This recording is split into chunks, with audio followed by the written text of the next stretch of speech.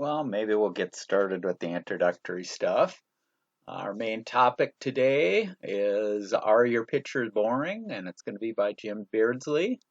If you are connected, you can mute your audio and you can turn off your video. That may give you a little better presentation there. And then when we get to the Q&A, you can unmute yourself. You can ask a question using the chat. And Jim will get to it at the end of the presentation there. The handout is out on the PC Club website. If you go to the meetings, past meetings, and Jim Beardsley, Jim Holman will put it out in the chat after a few minutes. So you can get it from either spot there. The agenda will cover some quick status and then get to the main topic. We do have a MaxSig coming up this Friday, the 22nd. So if you do have an iPad or an iPhone or a Macintosh, I'd highly recommend that you join us for that. And then our next question and answer session will be Tuesday, April 9th. We do those remotely. So if you do have any questions or that, you can hold them till then. On our next general meeting will be Wednesday, April 17th, and it will be a sandwich meeting. So usually have our sandwich meeting in April, and so that'll be an in-person option for sandwiches there. And the topic will be scams and cyber threats by myself, Tom Kreitzer. We'll talk about how to spot the scams and some tips. So we did one, I think, last year. This will be a few more tips and techniques and how to spot and stuff like that. That'll be an in-person option meeting. The board is currently evaluating which meetings we will offer the in-person and which will be remote only. Because in the past few months we've had just one or two non-board members show up for our general meeting.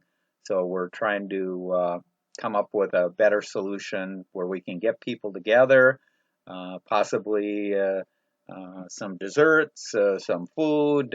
So we'll have some in-person options, and then we'll also have some web-only options probably moving forward.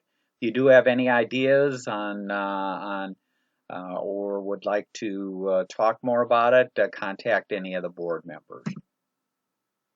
Our officers, Jim is our president, Linda is our vice president, Paul's our membership secretary, Paula is our treasurer, Chuck is our recording secretary, Mike Griffin is our MaxSig, Andrew is our communication coordinator, I'm Tom, director at large, and we appreciate the volunteers. Members old and new, you can pay your dues to Paul. Paul will send out a notice when your membership is expiring, and everybody has a different month, or you do it by when you join the club. But just a reminder, if you are changing your emails, and people do change your emails, they retire, they change providers, things like that, be sure and notify us, because that's the way that we keep in touch with people. If you do have suggestions for topics, you can talk to any of the board members or email us. We're always looking for volunteers, and that's the way we got Jim to present on photography today. Is enough pressure there, Jim relented and is presenting. So if you do use any particular hardware or software at work or at home, we'd certainly enjoy you talking about it. And if you don't want to talk about it, we do have a monthly newsletter that you can write a sentence or two or multiple pages or whatever you want to get information out to the members. We do have our websites.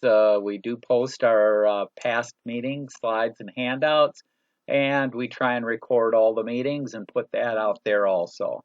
We do have a deals section, the monthly newsletter, and the link to it is sent out on all the emails that we sent out also. Okay, I'll stop sharing here and we'll let Jim share. And Jim's going to be talking about are your pictures boring? So, Okay, sorry about that, but are your pictures boring? And try tips to improving and some little creative editing. This is going to be particularly for people with smartphones, but a lot of it applies to your regular cameras. So some tips to improve. Well, first thing is clean your lens. When you think about your smartphones, where are they? They're usually in your pocket or a purse or something like that. So the lens gets quite dirty and foggy. So use your shirt or a cleaning cloth and clean the lens first. When you go out to pictures, have a plan. Don't just go out. Some tips: simplify. Focus on one subject rather than a broad area. Change your perspective. Think about the light. Think about the camera modes and a little bit about editing. And we'll go over each of these a little bit more. Simplify. One main subject. So the first picture is a group of tulips. And it's a really nice picture. And the other picture is a close-up. So when you're focusing on the main subject, you want to look out for distractions, things that are coming in from the sides, the top, the bottom, or that are unnecessary to transmit the thought that you're looking for. What is it that you want your people to see the picture of? And then get closer. And of course, you can get, with the modern smartphones, you can get a lot closer than we used to be able to. But also, when you take a picture, think both horizontal and vertical, because that can change the look of the picture or the perspective. So think about, once you take a horizontal picture, take a vertical picture.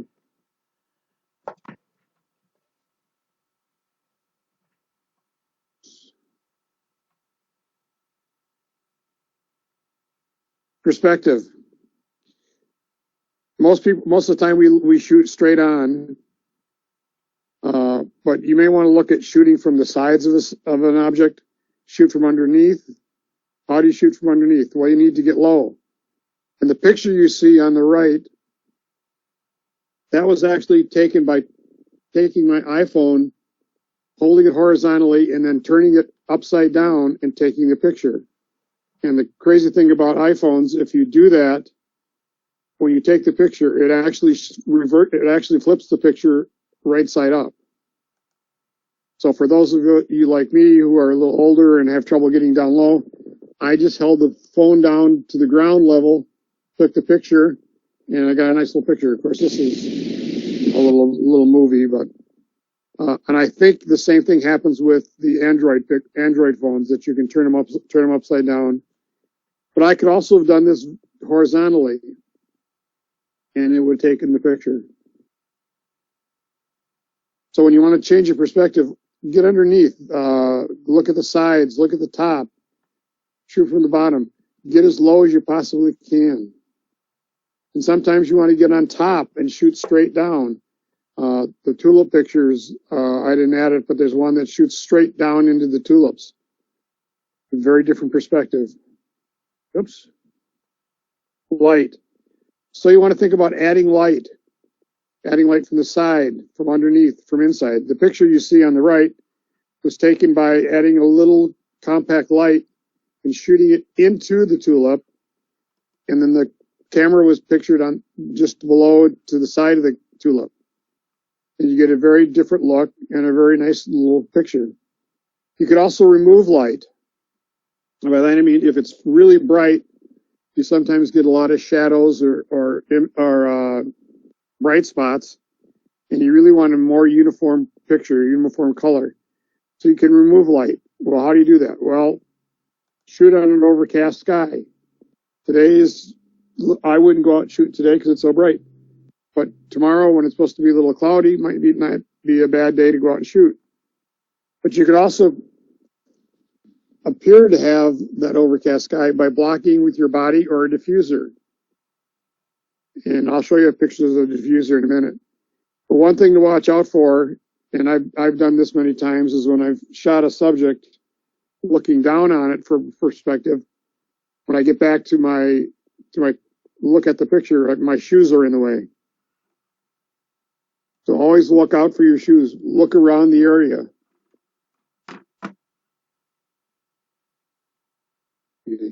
This is the light that I used. $20 at Amazon. It's a USB chargeable, multiple colors, different color temperatures. It's very small. It's probably 2 inches. It's very lightweight. And that's what was used to shoot this picture with the Ulanzi light. Just held the light inside the tulip with one hand and camera in the other hand and took the picture to get a little different perspective.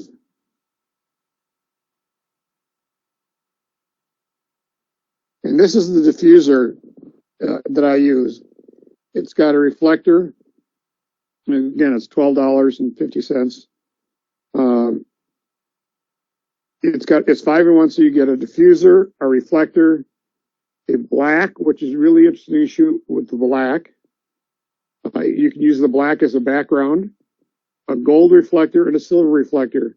And sometimes when you have to shoot on a day like today, and you've got shadows, you may want to use the gold or silver reflector, or even the white reflector, to fill in the dark spots so that you get a uniform color.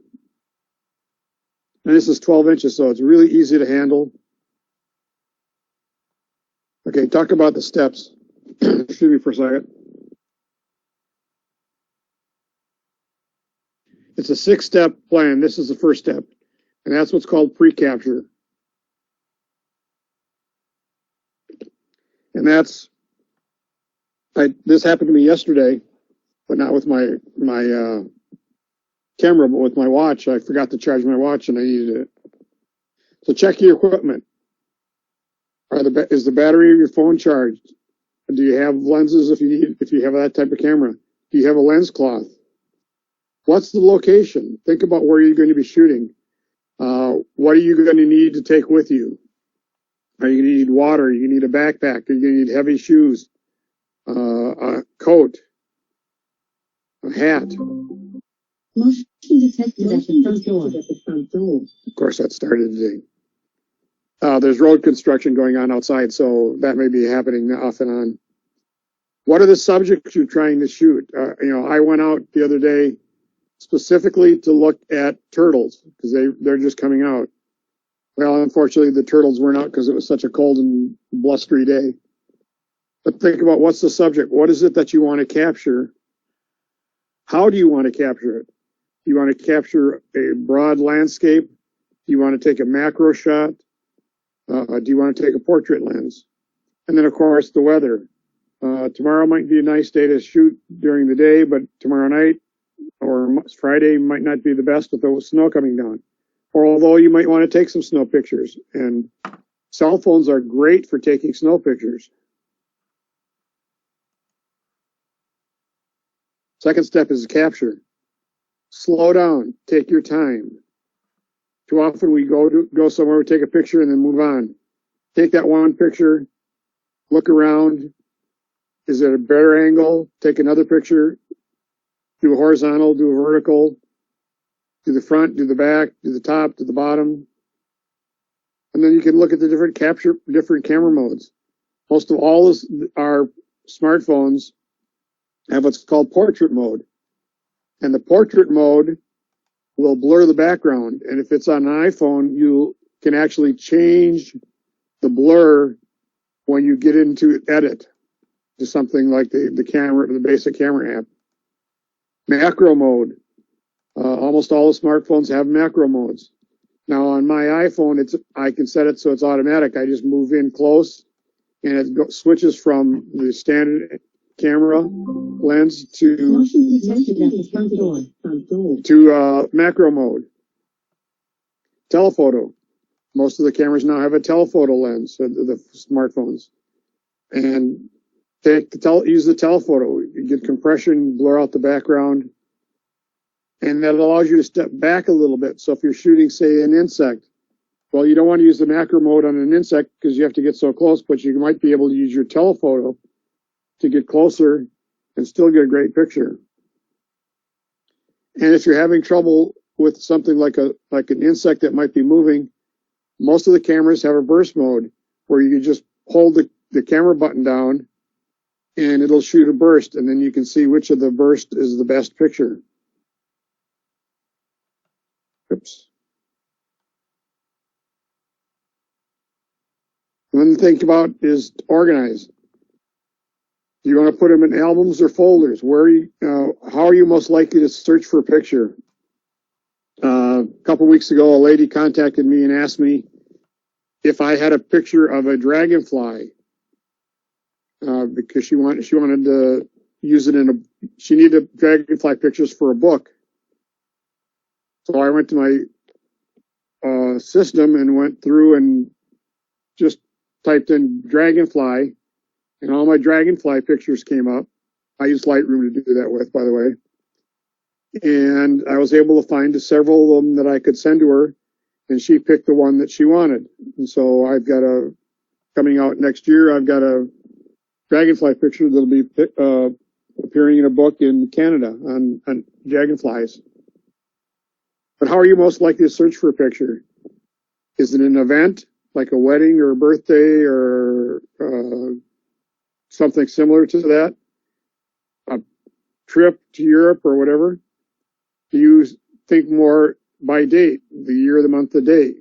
I find it hard to remember the year, the month, and the date, so I usually save pictures either by event or by the location or by a general topic. Like I start with nature, and that's what I did is I had all my dragonfly pictures in a folder called nature. And then I could go into the nature, and then under nature, I have wildflowers,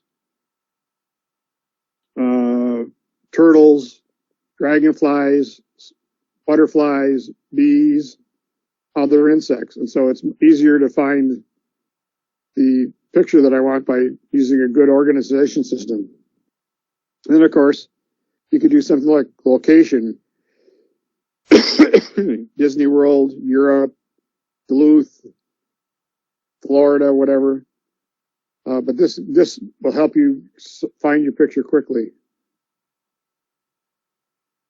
And then, of course, there's the step of editing. Most of your devices, smartphones, tablets, have their own editors built into the camera. And then, of course, there's software for PCs. And there's apps for software like this. And on the handout is a list of a lot of apps that I've used and I like to use. My favorite phone apps are Snapseed, which is a really good overall general purpose editor. You can change all the aspects that you need. Light, the exposure, the clarity, the contrast, black spot, blacks, whites.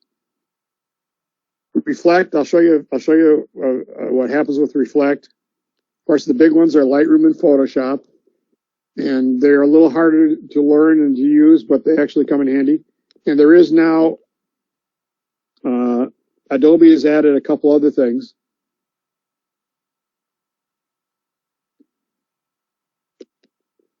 There's Lightroom Classic, Lightroom Mobile, and now they've added Lightroom itself, which is a PC-based, and Lightroom Classic's a PC-based. And those are really good to have. And then there's one called Picasso. And I'll show you a little later about what some of those handed up.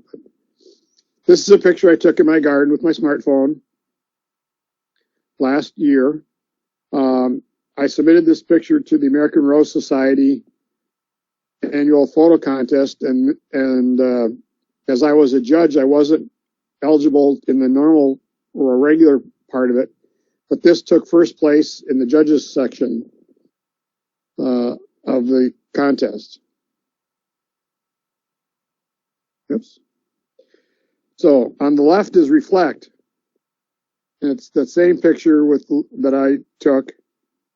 and I use a software called Reflect, and I can get the reflection. Then I took the reflect picture into Picasso, and I got the painterly effect. So these are some creative ways you can change your pictures and make them a little bit more interesting. And I continue experimenting with these, and there's several of those that I've listed that are really interesting to try. And a lot of these are free, so you're not spending any money on them.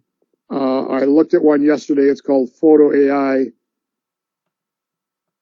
that I'm gonna have to look at, but it's a $30 or $40 permanent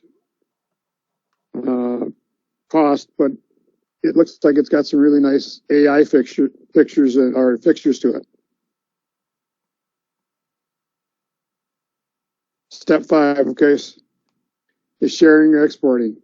Of course, now the way that most people are sharing their pictures is through Facebook, Instagram, Threads, TikTok, through their own website, via email, or in this case, a presentation. And I've used some of my pictures for other presentations, or I use them for presentations to the Rose Society. And of course, the most important step is the last one, which is backup. Even though they're backed up on my phone, I back my pictures up to an SSD, a hard drive. I also have a network storage. I also have a cloud storage. And in cloud storage, you can use things like Google Photo, Amazon Photo. There's commercial backups. And there's one called SmugMug, which is really a nice one. But there's also Backblaze. And I think, Tom, you've talked about Backblaze and other backup systems. So it's very important to back them up.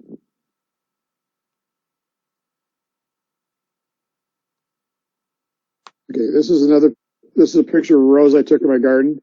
This one also won a first place in a contest.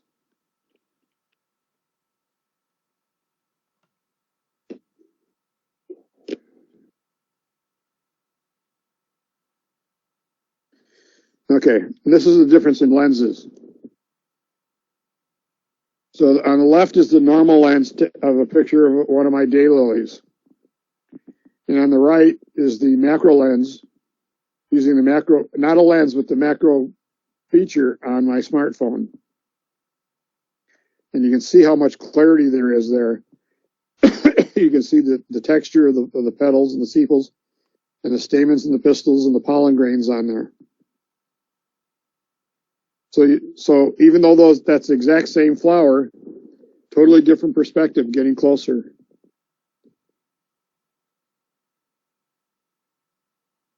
Okay, on the left is the original, another rose taken in my garden. And on the right is an artistic interpretation of it called ACDC. That was the software that I used, and that again is free, was on my smartphone. And that was submitted to the American Rose Society, and that also won in the artistic interpretation. So you don't have to just take your regular picture. Okay, that was kind of quick, but questions?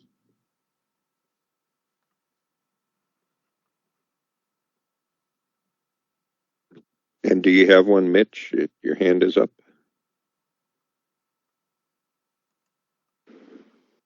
Oh, yeah. Thanks for that, Jim. So where are you going to see, nice photos, by the way. Where are you going to see the turtles? I love turtles. Well, I live a mile away from the Maplewood Nature Center. Oh, okay. And they have a ton of box turtles they have a couple logs that the box turtles off the pier, their walkway, that they sun on, but it was a little bit too cold for them to be out sunning. They were hiding. Box turtles, way over here. I've never seen one in Wisconsin. That's interesting. I got a picture of a spiny soft shell at the Kennedy Nature's Preserve, somewhere around Amory, Wisconsin. Okay. Can you still see my screen? Yeah. Okay. Do you see the picture now with just the ones? The rows. Yeah. Rows? Okay. This is a really good software that I recommend for people. It's like $30. It's called Smart Photo Editor, and you can do all your regular editing with it. But the thing that's nice about this is it has an effects gallery if you want to get creative. And all you have to do, basically this is what's become popular on smartphones, is the filters. There's 692 filters on this section. There's like 6,000 total. But if you want to get creative, you just select the filter you want. And you can do a double exposure. So you can do all kinds of things. And on the left are the controls, so you can control the effects. It's really easy to learn. It's like $30, and it's available both on PC and on Mac. And unfortunately, there isn't a phone app for it. You can reduce red eye, you can do text, you can crop, you can straighten, you can rotate. So if you're looking for something that isn't Photoshop, which is a little harder to use, but has a little bit more flexibility than some of the phone apps, this is a really good piece of software to try.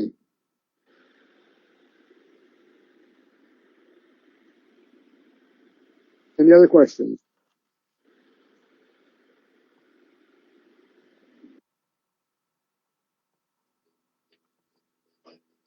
Jim, what was the name of that program that you were just referring to? Smart Photo Editor.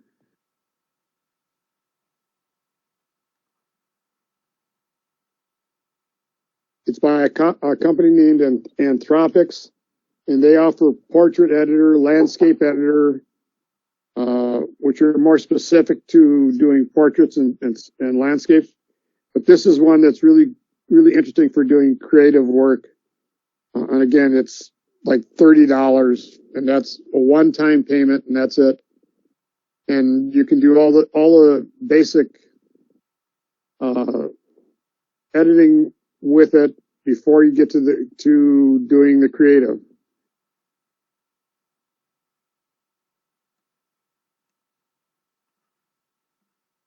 Any other questions?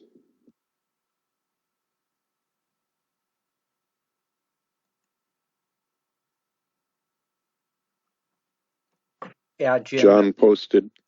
Or go ahead, Jim. That's Yeah, what I was going going to say. Yeah, the question: do these photo editors have add text feature or any other markup? Yes, some of them do. Like Snapseed has add text, and if I was going to add any photo editing app, I would add Snapseed first. And the nice thing about Snapseed is it's both iPhone and Android, and there's a ton of instructional videos on YouTube. Although it's very easy to use, it's a full-fledged editor. It's probably the best overall editor that you can get for a smartphone without paying a price for it. Yes, I'd go for that too. Second that.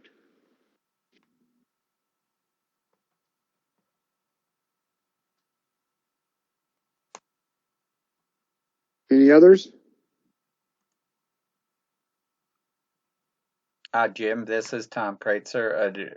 Do you grow your own flowers there, or do you go to like the conservator or, the Como, or where do you go for your flowers? All the pictures you see on this presentation are taken in my yard. I have half an acre of garden, daylilies, lilies, tulips, roses, you name it, it's in here.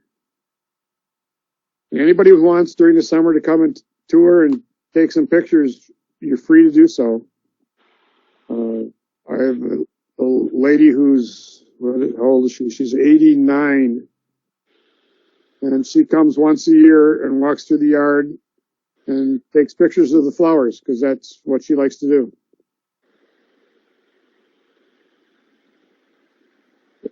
Thanks for the invite. Have you ever been to the Portland Rose Garden, Portland, Yep. Oregon? Yes, I've been to Portland. I've been to Seattle. I've been to Albuquerque, all over the place. Yeah, that rose garden. I've got some really nice pictures there of roses in Portland. Yeah, I've got probably about 600 pictures of the Portland gardens. Okay. Yeah.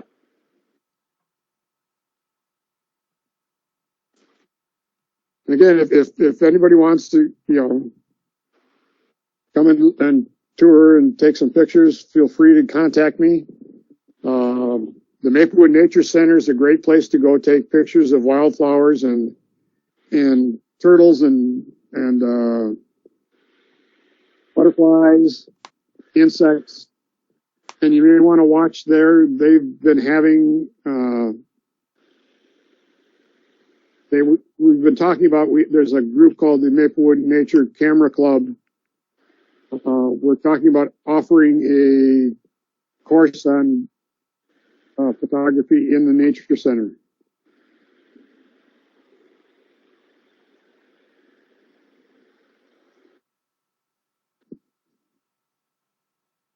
Any other questions?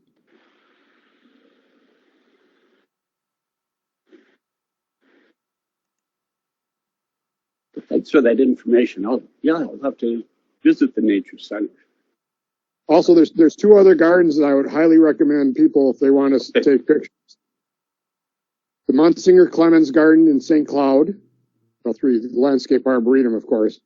But the Monsignor Clemens Garden in St. Cloud and the Leif Erikson Garden in Duluth. The Leif Erikson Garden is right on Lake Superior over the railroad tracks and the highway. And that's a glorious place to take pictures. Besides, you get to go up north, and then you drive a little farther up north, you can see all the waterfalls. So it's a great place to take pictures. Monsignor Clemens Gardens is right across the river from St. Cloud State University. It's a city-owned garden. It's it's rated one of the 10 best gardens in the U.S. And of course, the Landscape Arboretum is always a great place to go take pictures.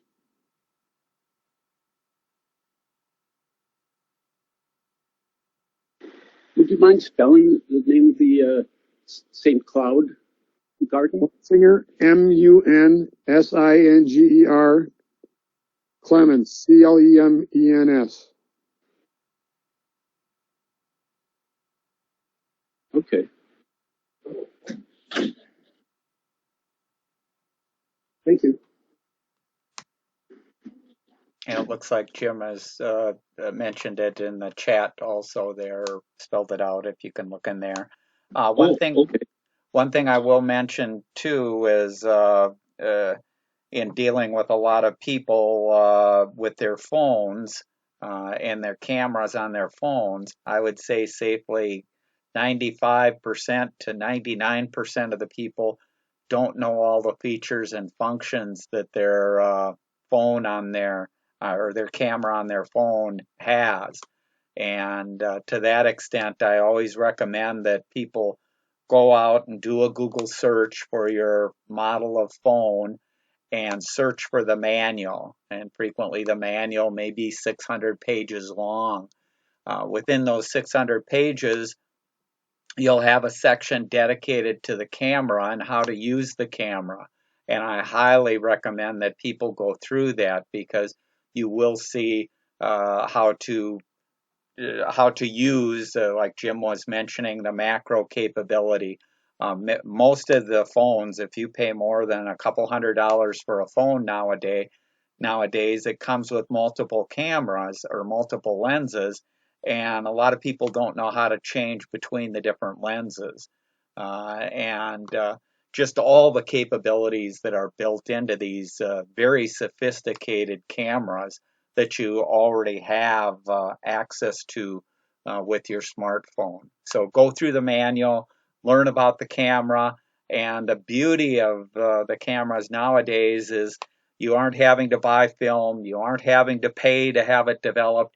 You can try everything under all over, experiment, and it doesn't cost you a penny there. And you can get much better at whether it's flowers that you're taking or people, experiment with people, taking pictures of people, close-ups farther away, things like that. There's all kinds of things that you can do.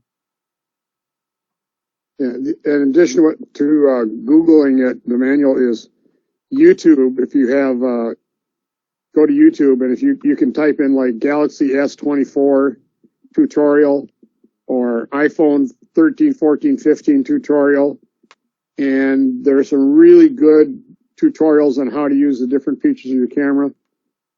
There's a group, or it's called the iPhone Photo School online, that for a price will teach you how to use your iPhones, and that's very good. I believe there's an Android one also, and there's several other places that you can look that will teach you. There's also some really good iPhone photographers. I was watching one last night on using your iPhone to shoot the Milky Way, and it's incredible what this guy does. He's based in Australia, Shane Mostyn.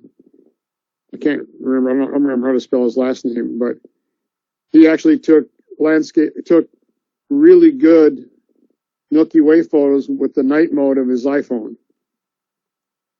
So as Tom was saying, these cameras on the phones now are tremendous and can do a lot of different things for you. Now the picture on the screen was taken without, that was not the macro mode. That was just the regular mode on my camera. But the one that with the daylilies, oops, there it is. Again, the one is the regular normal lens, the 48 millimeter lens, and the one on the right is using the macro feature.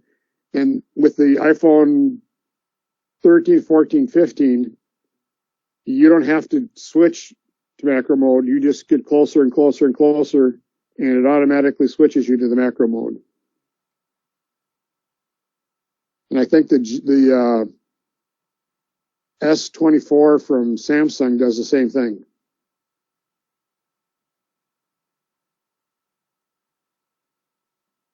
Any other questions? I'm just wonder if you're using any camera apps that shoot in RAW mode. I've got like 6, 7, 8 different camera apps, and several of them shoot in RAW mode. Yeah, the standard iPhone app shoots in RAW mode. If you have Lightroom Mobile, it can shoot in RAW mode. Camera Plus 2 is a really good app. Pro Camera also shoots in RAW. Yeah, I got Pro Camera. Look at Camera Plus 2. You might like that. The other thing you can do is you can also obviously do video, and one of the better apps for video is the Blackmagic app for video. Okay. How do you shoot RAW in the native iPhone camera app? You have to turn it on in the settings. Oh, okay. If you go to, let me just hang on a second.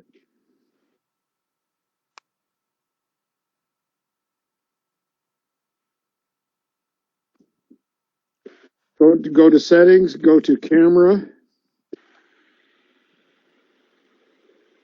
Try to get to right now.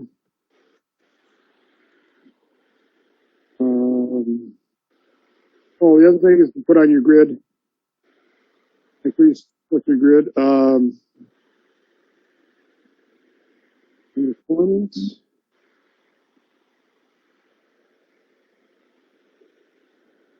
Well, the newer ones have automatically have it at the top. You can hit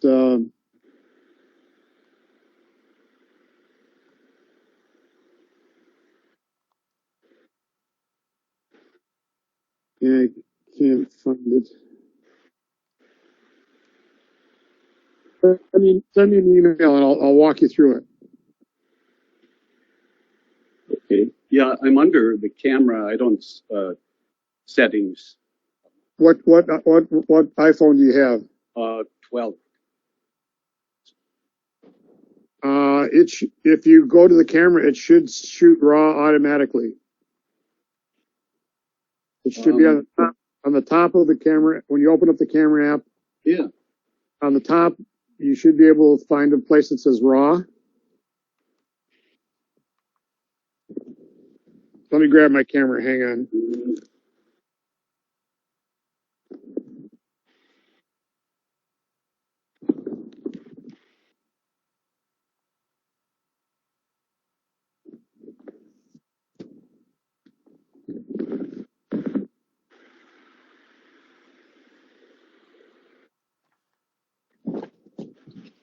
Yeah, I believe the Apples now do default to HEIC format, Yeah. the And I don't see. proprietary Apple format, and but you can switch to other formats there, and there's advantages and disadvantages to each. Uh, Yes. One of the things that I'll just throw out as to be aware of when you do switch some of the formats, the camera, some of the other features or functions may not work with you switching, let's say, to a RAW format. I'm not sure if like the burst mode and some of the other things function the same way or even function at all when you switch some of the formats there. So just be Okay. aware of that if something isn't working, you want to go back into the settings and maybe switch it back if you want to use that feature. And that's where reading your manual is going to pay off, because the manual is going to go into detail of what happens or what the consequences of turning some of these things. And literally in your camera, even a $200 Android camera there, you have hundreds of options in the settings there to turn things on and off, and various things that are worthwhile trying and knowing when to use them. And so if you're going on a trip, you may want to use it this way. If you're shooting flowers, you may want to use it this way. So there's all kinds of things that people should experiment with. If you go into the settings under camera and you go under formats, if your phone is capable of shooting RAW, there'll be a section there that says RAW. Oh, yes. I was looking at that, and mine only says high efficiency and most compatible. But those other apps, like will capture it in RAW. Yep. Yeah, I think the RAW started with the 13. Oh, okay. But yeah, I mean, so you have to bypass in the 12. You have to Yep. bypass the native app and use a special one to get RAW Yep. output. Thanks. Yep. Any other questions?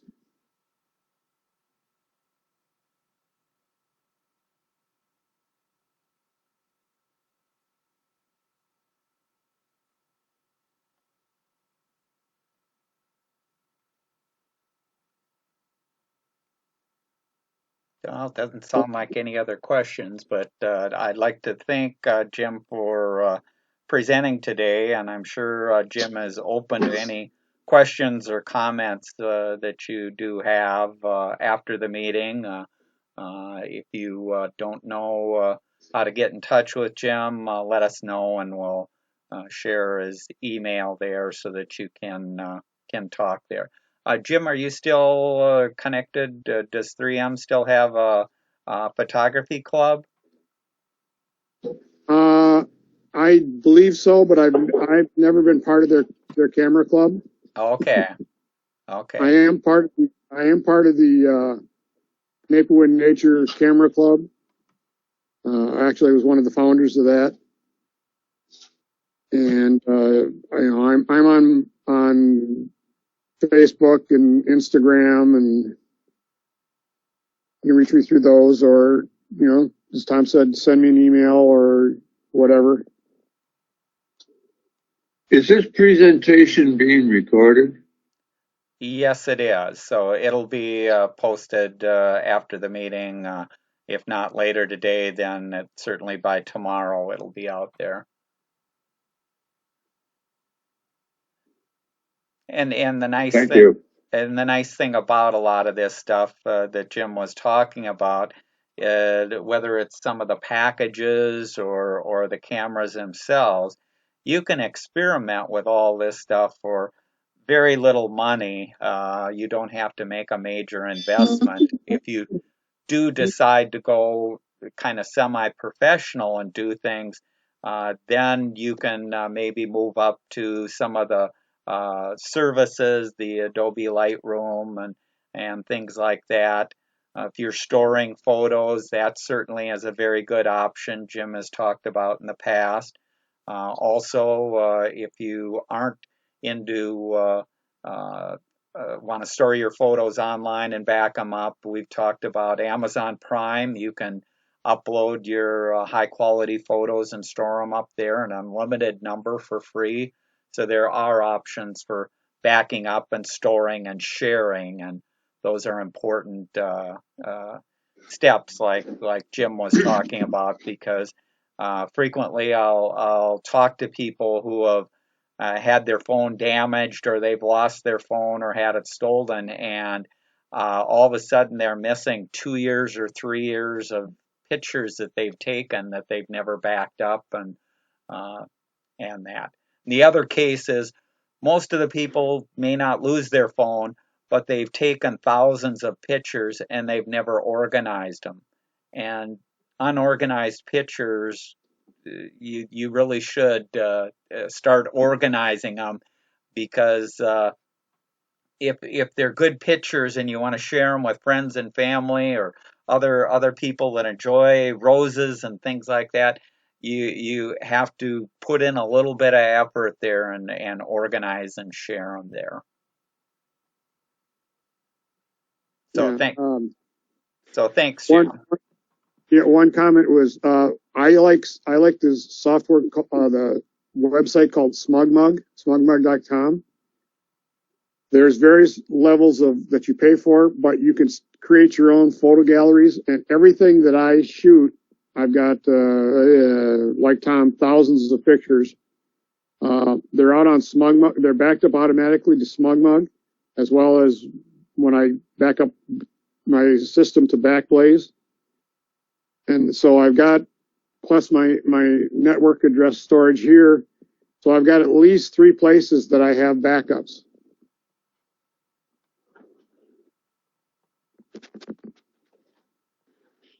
I heard recently that. Oh, I'm sorry. I heard recently that what's it? Shutterfly does free backups of all your photos. I haven't tried it yet, but just throwing that out there. Yeah, I haven't either, but I used Google Photo, Amazon Photo, Backblaze, which is the commercial one, and then I use SmugMug. And the nice thing about SmugMug is I don't have the basic. I have the next tier. If I took pictures recently at a niece's wedding, not as the primary shooter, but as just kind of a family shooter. And I created a gallery of all those, uploaded the pictures to there, and then I sent an email link to the family members, and then they can go get it secure so that only they can see it. So I secured that section of the website only to my family, or the 2 families, and then they can go ahead and order prints off of that automatically. And that's like, so if I sent some to my sister-in-law in California and my cousin in California, and they were able to go through and look at the pictures and select the prints they wanted that had them in it. Well, yeah, thanks for that recommendation. I think Google Photos does about the same thing. You can limit it to who sees it, send them a link. Tom, the 3M Photo Club is sort of evolved into the Tamarack Photo Club. The connection with 3M is much more loose than it used to be, but it's still there. Okay. Well, thanks, Jim, for presenting, and yeah, if anyone does have any other questions or comments, get them to any of us, and we'll get you in contact with Jim. And we want to thank you for presenting today. Then. My pleasure. Yeah, thanks very much. Thanks, Jim. So we'll see everybody. Appleseed coming up this Friday, and our next meeting is in April there. So we'll see everybody then. Thanks for joining. Bye. All right.